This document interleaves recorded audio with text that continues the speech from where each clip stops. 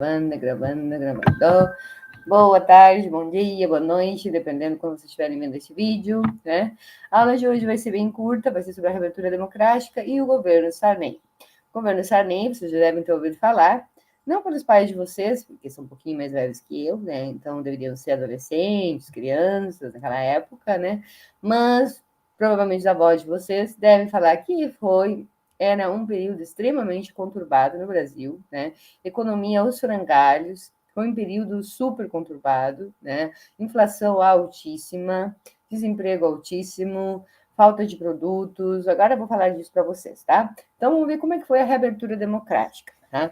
Para começar, né? Quando começa a reabertura democrática, nós podemos ver que em todas as ditaduras da América Latina, a abertura democrática ela mais ou menos se dá na mesma época, né? E por que isso? Né? Porque a Guerra Fria estava mais, eu ia dizer mais fria, mas não, estava mais leve, né? Ou seja, a União Soviética já não representava tanto assim uma ameaça, porque ela começou a demonstrar uma vontade de abertura, demonstrar uma vontade de flexibilização da sua economia, né? E uma vontade até de voltar a ser capitalista, tá? Então, a Guerra Fria começa a ficar mais suave, mais leve, né? E também os ditadores de todos os países, Argentina, Uruguai, Chile, Brasil, Paraguai também, né? Pensam, bom, nós conseguimos liquidar com a esquerda, né? Nós fizemos tanto, nós oprimimos tanto, né? Que praticamente a parte mais perigosa, vamos dizer assim, por exemplo, né, a parte armada, por exemplo, nós liquidamos com ela, tá? E realmente, né, ela foi muito enfraquecida durante a ditadura, né? E por isso que hoje ela não tem a força que ela tinha antes da ditadura, né? É uma força totalmente diferente à esquerda hoje em dia e o que ela era antes da ditadura. Antes da ditadura ela tinha muita força, tá? E principalmente aqueles grupos armados, né? Depois não, né? Ficou uma coisa mais suave, mais light, tá? Então eu vou abrir os slides, mas eu acho que eu não vou compartilhar porque é coisa escrita e eu acho que vai ficar meio chatinho para vocês, tá? Então, abertura democrática, tá? Vai ser uma abertura bem lenta, vai ser um processo lento, gradual, tá? Porque, como eu tinha dado para vocês, tinha aqueles generais que não queriam abertura democrática ainda e outros queriam, sim, abertura democrática, né? Inclusive, aqueles que não queriam abertura democrática foram muito agressivos e foram até punidos por causa dessa agressividade excessiva, né? Eles não queriam abertura democrática de jeito nenhum, né? Então, o que aconteceu? Foi primeiro uma eleição indireta, tá? Porque teve todo o movimento por direta já, né? Que foi um balde de água fria nas pessoas, tá? Então, o que vai acontecer? Primeiro, tá? A legislação autoritária vai ser suprimida, tá? Ou seja, não vai haver tanto autoritarismo assim. Abertura de outros partidos, tá? Então, começa a abertura. Tá? Eleições municipais, estaduais e federais em 1982, tá? Ou seja, anos 80 começa a abertura democrática, né? Grande crise econômica, né, como eu falei para vocês, né? Aquele Brasil avante, avante Brasil, toda aquela abertura, todo aquele crescimento econômico que o Brasil alcança durante a ditadura, vai resultar numa grande dívida externa, tá? Porque o Brasil vai conseguir crescer sim, mas à custa de empréstimo estrangeiro, né? Então, vai se dar mal. Inflação e endividamento externo, tá? Então, as diretas já, né? Então, vai ter muitas... O que vai acontecer, né? Tem aqueles que vão querer eleições diretas e aqueles que vão querer que as eleições fossem indiretas e depois abrir para serem diretas, tá? Então, tem uma série de movimentos que são... Quais são as entidades que são envolvidas, tá? Pelas eleições diretas? Partidos políticos, obviamente, né? Porque eles queriam umas eleições diretas, né? Para fazer campanha, para poder falar com a população, né? Igreja Católica, né? A parte esquerda da Igreja Católica, tá? Não, porque teve aquela parte da Igreja Católica que apoiou e teve aquela parte que não apoiou a ditadura, né? Como eu falei para vocês, né? Teve aqueles que eram da teologia da libertação que não apoiaram a ditadura. Entidades científicas, universidades, estudantes, artistas, empresas, sindicatos, trabalhadores, empresários, etc. Ou seja, quase todo mundo queria direta já, tá? Estava todo mundo de saco cheio já da ditadura, certo? Como eu falei para vocês, até os empresários se arrependeram, né? Os únicos que gostaram da ditadura foram os multinacionais, certo? Então, as lideranças políticas de oposição queriam eleições diretas para presidente. Tem uma emenda proposta pelo deputado Dante Oliveira, do PMDB de Mato Grosso, em março de 1983. Em janeiro a abril de 1984, milhões de pessoas vão se manifestar no Brasil pelas eleições diretas, tá? Então, é o famoso direta já. Vocês já devem ter ouvido falar desse movimento aí, né? O direta já, tá? Milhões de pessoas em todo o Brasil saem às ruas querendo diretas, tá? O Figueiredo, que era o militar que estava no processo de reabertura política do Brasil, estava indeciso se ele marcava diretas ou não. Ele estava indeciso, não sabia o que ele fazia, tá? Então foi declarado, e olha só que beleza, está começando a abrir, tá? Está começando a abrir, né? Está começando a não ficar mais autoritário o regime político, tá? E no meio de todo esse processo, foi declarado estado de sítio e o Congresso foi cercado, tá? Isso por quê? Porque aqueles que não queriam as diretas já fizeram isso, né? Então eram os militares mais ferrenhos, né? Que não queriam diretas já de forma alguma, então eles declaram estado de sítio. Quando tu declara estado de sítio, o que é? Tem o toque de recolher, tu não, é como se fosse quase um estado de guerra, né? Tu não tem direito a expressar a tua opinião livremente, tu não tem direito à associação, tem censura, é horrível, o estado de sítio é como se fosse a ditadura de volta, tá? E o Congresso é cercado, né? Então, tem uma série de manobras dos políticos que não queriam uma eleição direta, né? E a emenda essa foi abolida. O principal antidireta foi o Maluf, tá? Olha só o queridinho do Maluf, né? Maluf ladrão, aquele que é bem ladrão mesmo, né? E que nunca assume, sempre diz que o dinheiro não é dele. Até agora não prenderam o cara, né? Mas todo mundo sabe que ele é um baita ladrão, né? Até ele não sabe que as pessoas sabem que ele é ladrão, né? Aí ele fala que o dinheiro não é dele. Não, ele não queria direta, tá? E ele acreditava que ele ia ser presidente. Por isso que ele não queria direto, porque ele queria que o Senado, né, quando é indireta, é o Senado que faz as eleições, ou o Congresso, né, que elege o presidente. Então ele queria que elegesse ele mesmo, tá? Em janeiro de 85 foi eleito Tancredo Neves, filiado ao PMDB, e o seu vice era José Sarney, tá? O Tancredo foi bem aceito pela população, pois era conciliador, né? Porque é uma pessoa conciliadora, né? É uma pessoa que vai traçar um equilíbrio, né, entre todos os interesses e vai fazer uma transição pacífica, tranquila, né, de um para outro estado. Mas a véspera de sua posse, ele foi internado grave e faleceu depois de muitas cirurgias. Gente, a causa da morte dele é um mistério, tá? Tem muita gente que fala que mataram ele, né? Porque ele foi internado, parece que por uma apendicite. Eu andei pesquisando na internet e é impressionante. Cada lugar da internet vai te falar uma coisa diferente, tá? Não se sabe exatamente por que ele morreu, tá? Ninguém sabe dizer por que ele morreu, né? Então, por isso que se pensa que ele foi assassinado, né? Ele foi morto, né? Porque, ou seja, ele podia de repente já ter um problema de saúde, porque foi muita coincidência. Na véspera da posse dele, ele morre, né? E tem um mistério, não se sabe por que ele morreu exatamente, tá? É uma coisa, e só pesquisar na internet, gente. Procurem na internet, vocês vão ver, né? Vai dizer várias causas diferentes, ninguém sabe direito do que ele morreu. Então teve uma grande comoção nacional quando ele morre, né? Porque ele era mais adorado. As pessoas não gostavam muito do Sarney, até porque o Sarney tinha apoiado a ditadura. Então não gostavam dele. Gostavam do Tancredo, né? E o Tancredo tinha toda uma política de conciliação, né? Não era como o Sarney, né? Então, por isso que, e talvez por isso, por ser conciliador, ele foi assassinado, né?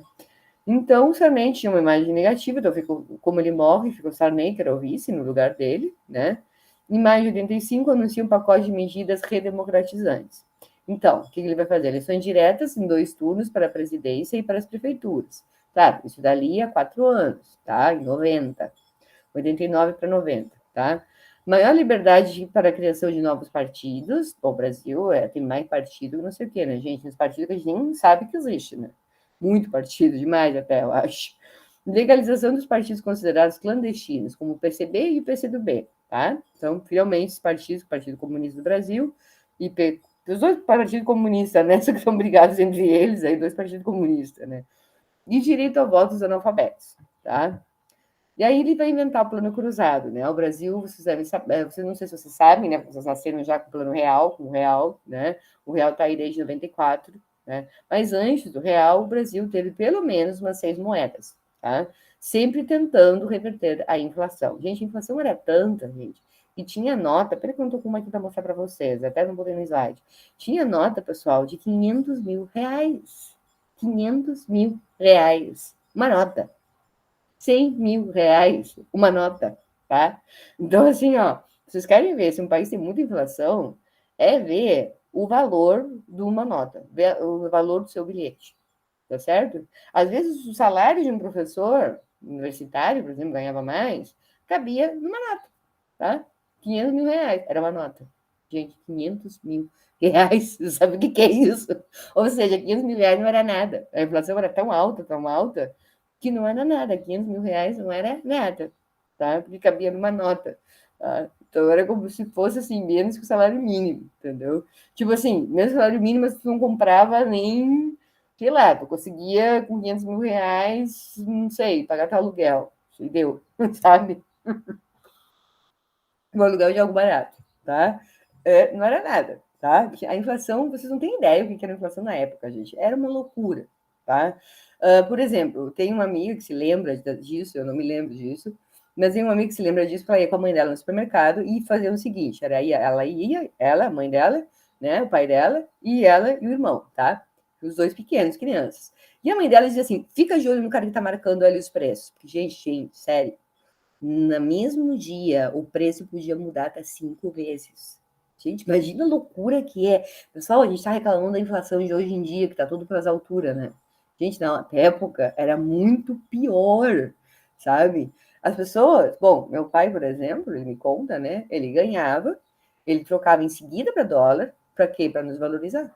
Porque se tu não trocasse teu salário por dólar, desvalorizava assim do dia para noite, né? Porque tu ganhava e as coisas já aumentavam de preço um monte e aí, pô, subiu o teu salário, né? Era uma inflação horrível, gente, tá? O marcador de preço, aquele que marca os preços, sabe? Não parava quieto o dia inteiro, aquilo ali não parava quieto nunca, tá? Então, para ter uma ideia, essa minha amiga me conta, né? Eles estavam, por exemplo, eles viam o cara indo marcar os preços e iam correndo para pegar o produto antes de ele marcar o preço, porque já ia aumentar o preço naquele momento que estavam fazendo compra, tá? Isso vocês não veem hoje em dia, né? Porque tem inflação, sim, mas não tá tão maluca como era antes, tá? Então, 86 lança uma série de medidas para tentar controlar a inflação, né? Congela o preço de mercadorias, né? Extinção do cruzeiro e criação do cruzado. O fim da correção monetária, congelamento de salários e aumento quando a inflação chegasse a 20%. Então, vai aumentar o salário só quando a inflação chegasse a 20%, que é um monte já, né? Mas ela é maior ainda, tá?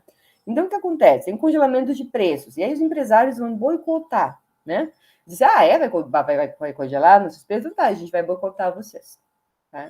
Então, olha só o clima que era na época. Então, o que começou a acontecer? Os produtos começaram a escassear, porque os empresários começaram a boicotar, a não colocar os produtos deles no mercado, então não tinham esses produtos, tá? Então, escasseava manteiga, arroz, óleo, feijão, frango, o que você quisesse, sabonete, gás, tá? Escasseava.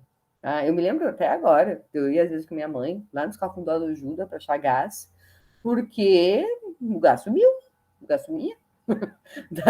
E aí, de repente, um lugar lá que tinha, entendeu? Porque os empresários simplesmente boicotaram, né? Ah, eu não posso aumentar os preços? Então tá, então eu não vou vender, tá? Vocês não vão ter nada, então. Né? Então imagina, assim, ó, era uma situação de gente caótica. Assim, se hoje tá ruim, tá? Naquela época, sabe, saibam que pode estar pior, tá? Saibam que pode estar pior, certo? Né? Então, longas filas para as compras, obviamente, tá? Porque faltava muita coisa, tá?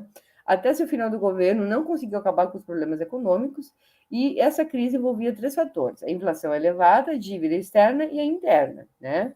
A interna é a dívida que o Estado tem com o Estado tem com bancos, tá? Que o Estado de União, né? O governo. Bom, e uma coisa muito boa que vai acontecer no seu governo é a Constituição de 88, né? Que ela é maravilhosa, a nossa Constituição, ela é linda, maravilhosa, realmente. Se vocês pararem para ler ela um pouquinho, se fosse feito assim, gente, os 50% que está naquela Constituição, o Brasil era um paraíso. Tá? Ela é maravilhosa, ela é pensada para todo mundo, ela é inclusiva, ela é humana, ela é linda, tá? Pena que não se faz o que está ali, mas ela é maravilhosa, tá? Então, Sarney vai convocar a eleição para a formação de uma Assembleia Nacional Constituinte. Vão ser 20 meses de trabalho, porque dá trabalho fazer uma Constituição, né? E a Constituição ficou pronta. Algumas medidas, né, como o quê? O voto direto em 2 turnos, voto facultativo para jovens entre 16 e 18 anos, como hoje, né? Jornada de trabalho limitada para 44 horas semanais. Na verdade, hoje são 40, né? Todo mundo trabalha 40, geralmente, né? Licença maternidade, 120 dias. Criação das medidas provisórias. E o resumo, né? Igualdade jurídica, subordinação de todos à lei, liberdade de pensamento, crença religiosa, de expressão intelectual, locomoção e associação. Liberdade da pessoa, reconhecimento jurídico de culpa, ou seja, todo mundo é inocente até que se prove o contrário, e direitos sociais, né? E depois a questão dos povos indígenas, certo? Essa Constituição também quis incluir um indígena, né? Se preocupou, né, com as problemáticas indígenas, né? Os problemáticas que eles passavam para tentar resolver os seus problemas. Então, a redemocratização vai abrir um espaço de debate para direitos indígenas, reconhecimento das suas terras, da sua língua, das suas tradições, etc. Tá bom? E deu, gente, é só isso aqui. Essa aula ela é bem curtinha mesmo, como eu falei para vocês, realmente ela é curta, né? Nem compartilhei o slide com vocês, porque ficar só eu falando é só coisa escrita, não tem nenhuma imagem, tá? Mas eu acho que já deu para dar uma ideiazinha aí como foi a abertura política e como foi o início dessa abertura política, que foi um verdadeiro caos. Tá? E anos 90 era um caos. Aí quando veio o real, aí melhorou um pouco, vocês estão na época do real. E para vocês terem uma ideia, pessoal, vou perguntar para os pais de vocês, tá? Quando começou o real, sabe quanto era o salário mínimo? R$ 80. Mas não é porque era pouco, R$ 80 era muito, porque o real era igual ao dólar, né? Então, por exemplo, vou dizer assim, ó, a passagem de ônibus, eu acho que, se não me engano, era 30 centavos, né?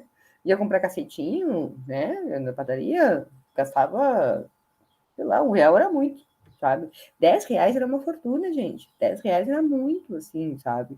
Uma passagem para Porto Alegre era R$ 30, era um dinheirão.